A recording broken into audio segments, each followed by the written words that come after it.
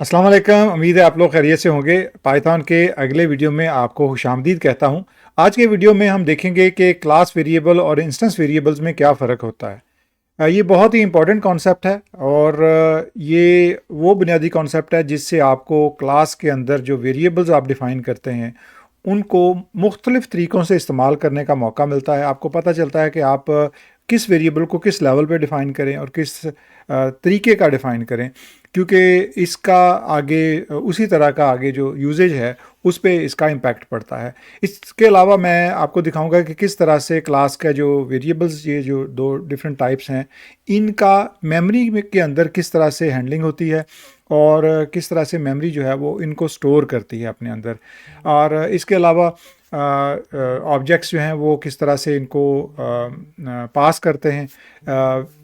एक और चीज़ जो मैं इसमें आपको दिखाऊंगा कि किस तरह से कुछ जो बिल्ट इन एट्रीब्यूट्स हैं वो हम यूज़ कर सकते हैं मुख्तलिफ चीज़ों के लिए। तो चलते हैं आज के लेक्चर की तरफ। पिछले लेक्चर में हमने ये एक क्लास डिफ़ाइन की थी, एम्प्लॉय क्लास, और इसके अंदर ये हमारा कंस्ट्रक्टर था, इनिट कंस्ट्रक्टर, और इसके अंदर ये हमारा डिस्प्ले मेथड है। और ये दो इंस्टेंसेस हमने क्रिएट की थी, emp1 और emp2। दो एम्प्लॉय के ऑब्जेक्ट हमने क्रिएट किए थे इस एम्प्लॉय क्लास से, और ये वैल्यूज़ हमने पास की थी एज पैरामीटर, एज आर्गूमेंट्स।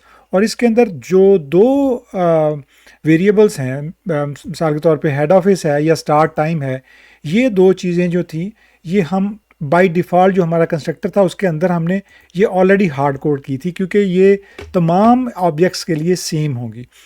तो पहले हम ये देखते हैं कि किस तरह से ये जब ऑब्जेक्ट क्रिएट होते हैं तो ये मेमोरी के अंदर किस तरह से ये वैल्यूज़ जो हैं वो स्टोर होती हैं। जब पाइथन का कोड ये एग्जीक्यूट होता है तो सबसे पहले ये क्लास की डेफिनेशन आती है जिसके अंदर क्लास का कंस्ट्रक्टर है, और जो इंटरप्रेटर है वो देखता है कि ये क्लास की डेफिनेशन यहाँ पे है, लेकिन जो असल काम है मेमोरी के साथ वो तब शुरू होता है जब कोई भी ऑब्जेक्ट क्रिएट होता है। फॉर एग्ज़ाम्पल यहाँ पे जब हम कोई ऑब्जेक्ट इंस्टेंस क्रिएट करते हैं, जैसे कि इस केस में हम emp1 क्रिएट कर रहे हैं एम्प्लॉय क्लास से, तो हम उसको तीन वो आर्गुमेंट्स दे रहे हैं जो आर्गुमेंट्स वो कंस्ट्रक्टर एक्सपेक्ट कर रहा है। क्योंकि इसके अंदर अगर आप देखें तो सबसे पहला जो आर्गुमेंट है वो सेल्फ है, और सेल्फ जो है वो बाय डिफ़ॉल्ट कंस्ट्रक्टर के अंदर होता है। सेल्फ क्या काम करता है कि जब कोई भी ऑब्जेक्ट हम क्रिएट करते हैं तो सेल्फ के अंदर उस ऑब्जेक्ट की मेमोरी लोकेशन आ जाती है। यानी जब हम ऑब्जेक्ट क्रिएट करते हैं तो मेमोरी के अंदर, हीप मेमोरी के अंदर, जो कि वेरिएबल मेमोरी होती है जिसके अंदर जो ऑब्जेक्ट्स हैं वो कम या ज़्यादा सेव किए जा सकते हैं, उसके अंदर एक लोकेशन पे, एक एड्रेस पे एक जगह एलोकेट हो जाती है उस ऑब्जेक्ट के लिए, और उसका एड्रेस जो है वो सेल्फ के अंदर सेव होता है। और हर ऑब्जेक्ट के लिए ये सेल्फ जो है, सेल्फ के अंदर ऑब्जेक्ट की लोकेशन जो है मेमोरी की वो सेव होती है। उसका फ़ायदा क्या होता है कि जब ये ऑब्जेक्ट क्रिएट होता है तो इसके अंदर जब हम आर्गुमेंट्स पास करते हैं, डाटा पास करते हैं, तो उस ऑब्जेक्ट का डाटा उस लोकेशन पे सेव हो रहा होता है। जब हम दूसरा ऑब्जेक्ट क्रिएट करते हैं तो उसके लिए एक दूसरी जगह जो है, दूसरे लोकेशन के ऊपर एक नया ऑब्जेक्ट क्रिएट हो जाता है emp2। ये emp1 जो है ये emp2 होना चाहिए, ये स्पेलिंग मिस्टेक है यहाँ पे। तो यहाँ पे जब दो ऑब्जेक्ट क्रिएट किए तो मेमोरी के अंदर दो मुख्तलिफ जगहों पे, दो मुख्तलिफ एड्रेसेस पे उस ऑब्जेक्ट का डाटा सेव हो रहा होता है। और ये बेसिकली फ़ायदा कब होता है कि जब आप इसको यूटिलाइज़ करते हैं, कॉल करते हैं, display info for example method है इस केस में। अब कैसे पता होगा कि ये जो सेल्फ डॉट emp नेम है या emp रोल है या सैलरी है वो किस ऑब्जेक्ट के लिए होगी? वो इस तरह से होगा क्योंकि सेल्फ के अंदर हर ऑब्जेक्ट की मेमोरी लोकेशन डिफरेंट होती है यहाँ पे सेव। तो जब हम वो ऑब्जेक्ट यहाँ पे उस ऑब्जेक्ट की बुनियाद पे जब हम कॉल करते हैं उस मेथड को, मिसाल के तौर पे अगर मैं वापस जाता हूँ, अगर हम कॉल करते हैं emp2 डिस्प्ले इन्फो को, तो इंटरप्रेटर को पता चल जाता है कि ये emp2 लोकेशन पे जो डाटा पड़ा हुआ है वो पिक करना है, और emp2 के ऊपर जो भी डाटा होगा वो पास हो जाएगा सेल्फ के थ्रू इस मेथड को। यानी EMP2 पे जो मेथड जो डाटा होगा, अगर आप देखें तो मैंने जिसके ऊपर हवर ओवर किया है तो वो EMP2 का डाटा नीचे शो कर रहा है कि EMP2 के लिए जो डाटा हम पास कर रहे हैं वो डाटा बेसिकली स्पेसिफिकली उस ऑब्जेक्ट के साथ एसोसिएटेड होता है। और जब हम इस फंक्शन के अंदर सेल्फ डॉट करके उसका वेरिएबल कोई भी कॉल करेंगे, उसका एट्रीब्यूट कॉल करेंगे, तो उसका रेलिवेंट डाटा जो है वही डिस्प्ले होगा यहाँ पे। तो ये फ़ायदा होता है कि जब हम ऑब्जेक्ट क्रिएट करते हैं, मेमोरी के अंदर उनकी जगह जो लोकेशन है वो इस तरह से ऑलरेडी एलोकेटेड होती है।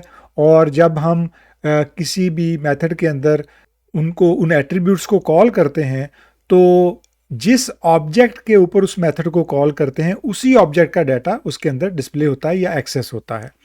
अब हम बात करते हैं वेरिएबल टाइप्स की, कि जो वेरिएबल्स किसी भी इंस्टेंस के साथ रिलेटेड होते हैं वो इंस्टेंस वेरिएबल होते हैं। मिसाल के तौर पे अब इस EMP1 के साथ जो डाटा है, जो एट्रीब्यूट्स हैं वो एसोसिएटेड हैं, वो स्पेसिफिकली उस इंस्टेंस के एट्रीब्यूट्स हैं, उस इंस्टेंस के वेरिएबल हैं। लेकिन अगर आप गौर करें तो कुछ डाटा है जो दोनों के लिए इस्तेमाल हो रहा है, जो कि फिक्स्ड है। मिसाल के तौर पे हेड ऑफिस दोनों के लिए सेम होगा, स्टार्ट टाइम दोनों के लिए सेम होगा। तो इस केस में क्या होता है कि जो वेरिएबल फिक्स्ड होते हैं वो वेरिएबल बेसिकली हम इनको सेपरेट आउट कर सकते हैं, क्योंकि इनका किसी भी इंस्टेंस के साथ एक होना ज़रूरी नहीं है। तो इनको हम बाहर निकाल के जो इनिट मेथड है उसके बाहर इनको डिक्लेयर कर सकते हैं, और उसके लिए सेल्फ लगाना भी ज़रूरी नहीं है। मैं इसको सेल्फ को यहाँ पे ख़त्म कर देता हूँ और इसको सेव कर देता हूँ। अब ये जो दो वेरिएबल हैं ये क्लास वेरिएबल्स बन गए, और मैं यहाँ पे लिख देता हूँ कि ये हमारे क्लास वेरिएबल्स हैं। और जो वेरिएबल एट्रीब्यूट्स हैं जो कि बेसिकली कंस्ट्रक्टर के अंदर जो डिक्लेयर हो रहे होते हैं, वो वेरिएबल चूँकि सेल्फ डॉट के साथ एक्सेसिबल होते हैं, और वो वेरिएबल होते हैं जो जब इंस्टेंस क्रिएट होती है तो उस इंस्टेंस के साथ वो एसोसिएट हो जाते हैं, वो इंस्टेंस वेरिएबल कहलाते हैं। ये एक फ़र्क है कि जो एट्रीब्यूट्स होते हैं या यहाँ पे जो इस वक्त वेरिएबल्स हैं वो इंस्टेंस वेरिएबल हैं, क्योंकि ये वो वेरिएबल हैं जो कि हर इंस्टेंस के लिए सेपरेट इनकी वैल्यू होगी, ये चेंज होंगे, ये डायनेमिक होंगे। और ये फ़र्क होता है जो डाटा जो वेरिएबल्स जिनको क्लास वेरिएबल्स भी कहते हैं और स्टैटिक वेरिएबल्स भी कहते हैं। मैं यहाँ पे स्टैटिक भी लिख देता हूँ कि इनको स्टैटिक वेरिएबल्स भी कहते हैं। ये वेरिएबल्स जो हैं ये फिक्स्ड वेरिएबल्स होते हैं जो कि क्लास के साथ एसोसिएटेड होते हैं, और इंस्टेंस वेरिएबल जो हैं वो ऑब्जेक्ट के साथ एसोसिएटेड होते हैं और उनका डाटा हर ऑब्जेक्ट के मुताबिक डिफरेंट होता है। अच्छा, इसके अलावा कुछ बिल्ट इन एट्रीब्यूट्स हैं, क्लास एट्रीब्यूट्स, उनके बारे में भी थोड़ा सा आपको बता देता हूं। जिसमें जो पहला एट्रीब्यूट है वो डॉक एट्रीब्यूट है। आप क्लास का name dot underscore double underscore और डॉक और फिर डबल अंडरस्कोर अगर करेंगे तो ये होता है क्लास की डॉक्यूमेंटेशन के लिए। अगर मैं इसको रन करता हूँ इस वक्त तो ये हमें कुछ भी नहीं दिखाएगा, क्योंकि हमारी डॉक्यूमेंटेशन इस वक्त है नहीं। अगर आप देखें तो उसने नन जो है वो डिस्प्ले किया है, यानी कोई डॉक्यूमेंटेशन नहीं है। डॉक्यूमेंटेशन आपने कैसे देनी है? जब आपने क्लास डिफ़ाइन की है तो अगर आप उस क्लास के बारे में कुछ बताना चाहते हैं तो आप जो सिंगल कोट है, 3 सिंगल कोट अगर आप देंगे तो उसके अंदर आप जो कुछ भी लिखेंगे, for example employee class to maintain employee information for example, तो अब ये आपकी डॉक्यूमेंटेशन बन गई है। ये मल्टी लाइन भी आप बना सकते हैं, और इसको मैं सेव करके अब रन करता हूँ। तो अब आप देखेंगे कि जो मैंने डॉक्यूमेंटेशन दी है वो यहाँ पे आ गई है, employ class to maintain employ information. तो ये जो एट्रीब्यूट है एम्प्लॉय डॉट डॉक, ये डॉक्यूमेंटेशन के लिए है। अगर आपने कि हर जो कोड सेक्शन है जो भी आप क्लास डिफ़ाइन करते हैं उसके अंदर आपने डॉक्यूमेंटेशन करनी है ताकि उसको मेंटेन किया जा सके। आपके बाद कोई और डेवलपर अगर मेंटेन करता है तो उसको पता हो कि ये क्लास क्या करती है। ये आमतौर पे डॉक्यूमेंटेशन जो है ये अच्छी जो मेथडोलॉजी है कोड को कम्युनिकेट करने के लिए दूसरे डेवलपर्स के साथ। अच्छा, अब जो अगला एट्रीब्यूट है वो है डिक्ट, एम्प्लॉय डॉट डिक्ट, यानी डिक्शनरी। ये डिस्प्ले कर देगा एम्प्लॉय की तमाम इन्फॉर्मेशन जो भी उस क्लास की है डिक्शनरी के तौर पे। अगर आप देखें तो उसने बता दिया कि मॉड्यूल कौन सा है, और उसके बाद जो भी उसके अंदर जो डॉक्यूमेंटेशन है वो, और उसके बाद उसके अंदर जो वेरिएबल्स हैं वो उसने बता दी हैं, उनका डाटा, और ये सारा जो है ये डिक्शनरी फॉर्मेट के अंदर, इवन जो उसकी लोकेशन है उसके इंस्टेंस की वो भी उसने बता दी है। तो ये सारी इन्फॉर्मेशन जो है उस क्लास की वो डिक्ट जो एट्रीब्यूट है उसके अंदर आपको बता देगा। इसी तरह एक नेम है जिसके अंदर जो क्लास का नाम है वो बता देता है। अब फॉर एग्ज़ाम्पल बाज़ औक़ात अगर आप कहीं पे क्लास का नाम यूज़ करना चाहते हों, कोई कोड का सेक्शन इस तरह का है जहाँ पे आपको क्लास का नाम पास करना है, तो वहाँ पे आप इसको एम्प्लॉय डॉट नेम को कॉल कर सकते हैं। इसी तरह एक और एट्रीब्यूट है मॉड्यूल।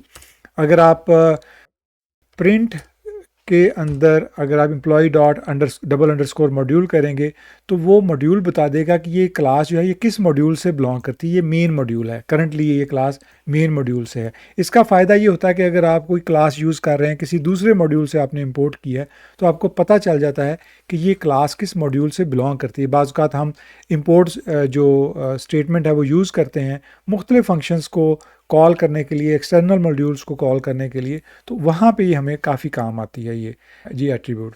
इसी तरह अगर आपने डॉक्यूमेंटेशन बेसिस करनी है, बेसिस जो है वो इनहेरिटेंस में आप पढ़ेंगे कि जो क्लास है इसकी बेस क्लास क्या है। बेस क्लास का कॉन्सेप्ट जो है चाइल्ड क्लास या बेस क्लास का, वो आप पढ़ेंगे इनहेरिटेंस के अंदर जब हम इनहेरिटेंस करेंगे। लेकिन हर क्लास जो है उसकी बेस क्लास ऑब्जेक्ट होती है, तो इसीलिए जैसे ही मैंने इसको प्रिंट किया है तो उसने उसकी जो बेस क्लास है वो ऑब्जेक्ट दिखा दी हमें। तो ये कुछ एट्रीब्यूट्स हैं जो बिल्ट इन एट्रीब्यूट्स हैं क्लासेस के। ये भी बेसिकली आपको थोड़ा सा पता होना चाहिए, ये इनको कहीं भी इस्तेमाल करना पड़ सकता है। जी, तो आपने देखा कि किस तरह से हम क्लास और इंस्टेंस वेरिएबल को डिक्लेयर कर देते हैं और किस तरह से हम उनको यूज़ कर सकते हैं ऑब्जेक्ट क्रिएट करके मुख्तलिफ़ तरीक़ों से, और इनमें क्या फ़र्क है। कोशिश कीजिएगा कि इन चीज़ों को प्रैक्टिस ज़रूर कीजिएगा और मुख्तलिफ़ किस्म की यानी क्लास के अंदर मुख्तलिफ़ वेरिएबल्स डिफ़ाइन करके उनको यूज़ करके उनका फ़र्क जान के कोशिश कीजिएगा आपको थोड़ा सा समझ आए कॉन्सेप्ट। ये बहुत ज़रूरी कॉन्सेप्ट है। ये बुनियादी कॉन्सेप्ट है जो मैं आपको इन लेक्चर्स में समझा रहा हूँ, और ये आपको आगे प्रोग्रामिंग में बहुत हेल्प करेंगे। मिलते हैं अगले लेक्चर के साथ। बहुत शुक्रिया।